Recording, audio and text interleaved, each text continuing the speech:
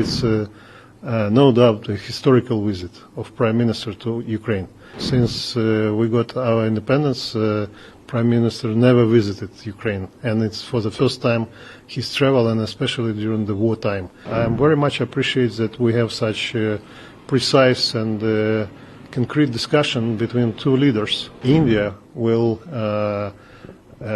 use all of possible means just to support the peace-building process in Ukraine. Prime Minister kindly invited my president to visit India, and I'm looking forward that it's happen maybe by the end of this year. First of all, it's no doubt a historical visit of Prime Minister to Ukraine.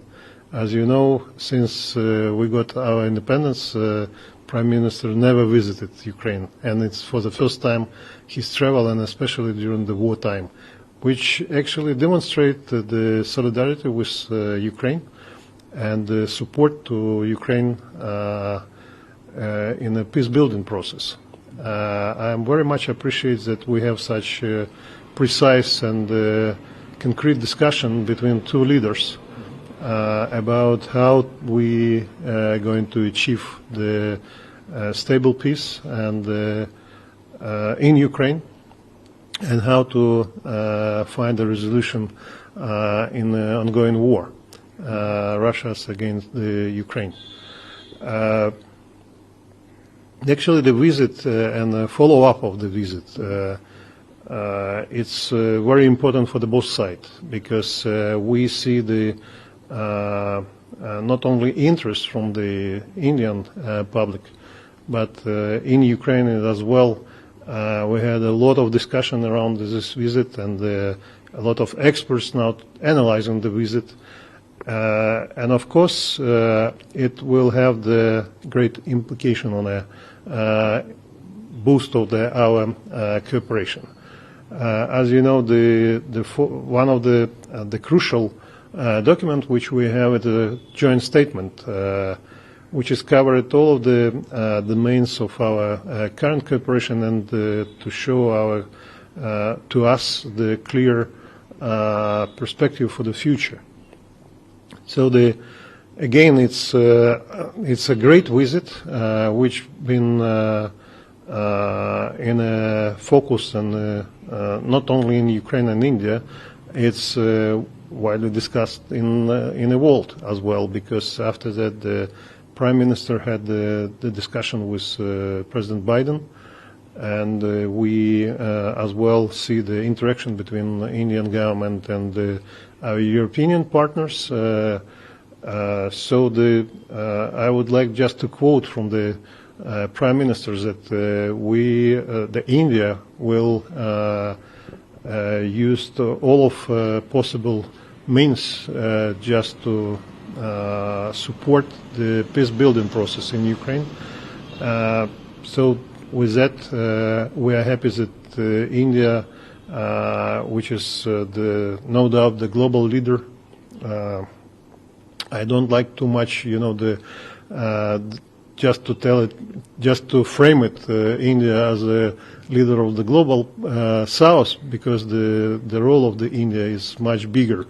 As a potential member of the Security Council in the United Nations, we expecting that India will play a more active role in this process.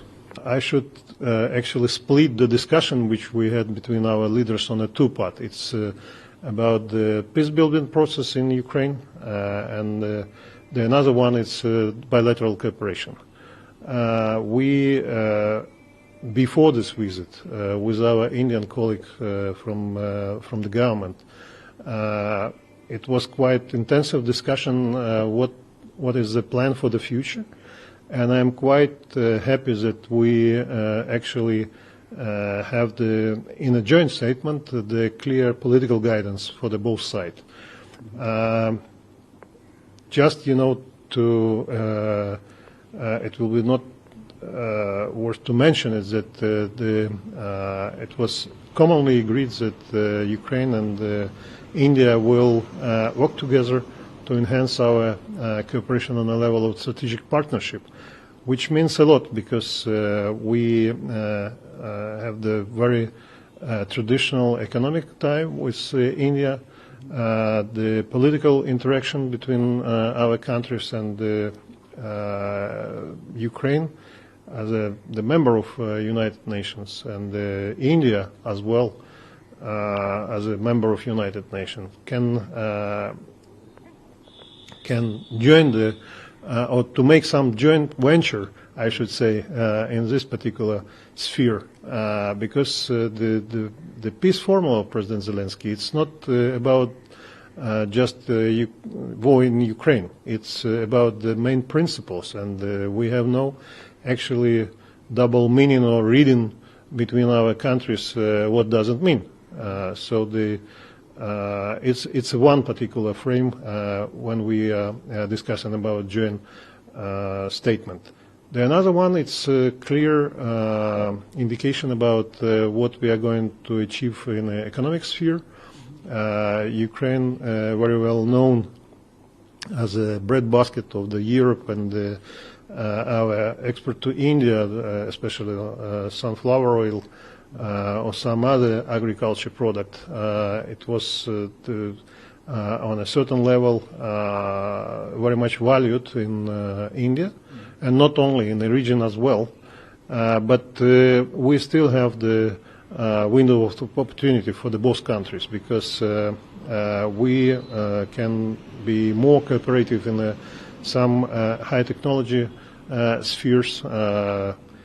Ukraine has a lot of experience right now, and despite of the war, we are ready, to share this experience with our Indian partners.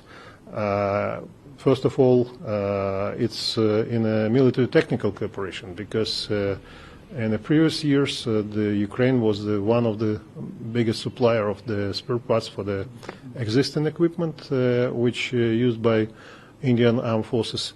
But as well, we have the new equipment in the Ukrainian armed forces. We are leading nation now in the production of some drones, which can be used not only for the military purpose, but for the agriculture as well.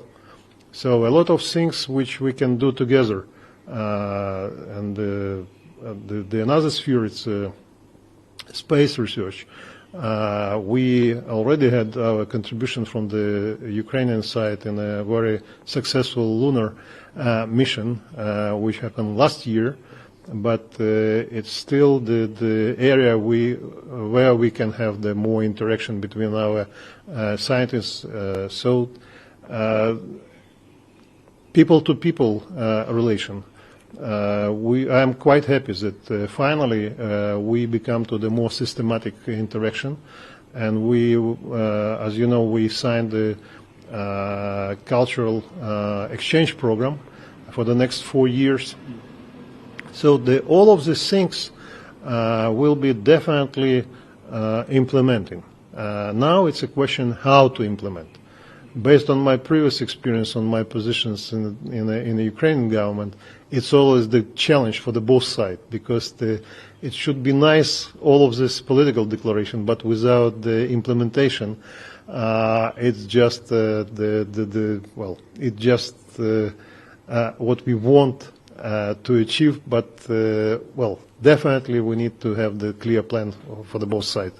It's actually what we are doing right now in the Ukrainian embassy together with our Indian colleague. The meeting between two leaders should have some practical implication. I mean, on a peace discussion. We are quite happy that before this meeting, India demonstrated their leading role and took place in all of the meetings on the level of the NSA, which actually been the preparatory stage for the peace summit, which we held together in Switzerland this year. And now it's absolutely logical that NSA will travel to the country with whom we need to talk in a term of preparation to the next peace summit. As you know, Russia rejected the invitation for the next summit. So we should put our common effort to convince them that they need to take place in a summit. And of course, we are very much happy that India is sharing with us the main basic principle, which will be in a main stream of the summit, how to achieve the fair peace and stability in Europe. I hope that my president, in his discussion with the Prime Minister, convinced him to play a more major role as a leading nation in such negotiation, peace negotiation. Unfortunately, we haven't the India in a list of the countries who signed the final communique after the summit in Switzerland, but it's still the open opportunity, to join in some way, because it's again about the main principles like the nuclear security or food security, which is quite important for this region. The next summit, we hope that India will again take part in a very senior level. We will be very much happy if Prime Minister will find a time to travel to this summit and personally to take part in a discussion on the site of the summit and directly to the main session of the summit, because his voice are very much respectful in the world. The role of the India again in the world is very important. It's not about the war in Ukraine. It's about the general stability in the world.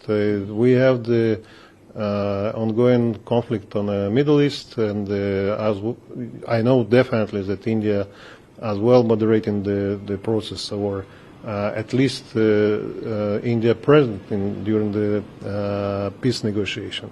So with that, we will be very much happy if India will play the more active role in the moderating of the discussion, in the moderating of the peace negotiation, because India has the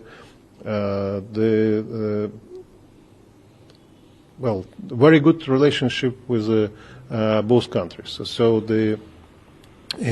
taking into account that, we expecting that India should have the more strong position and more clear plan for the peace building process in Ukraine and in another area around the world.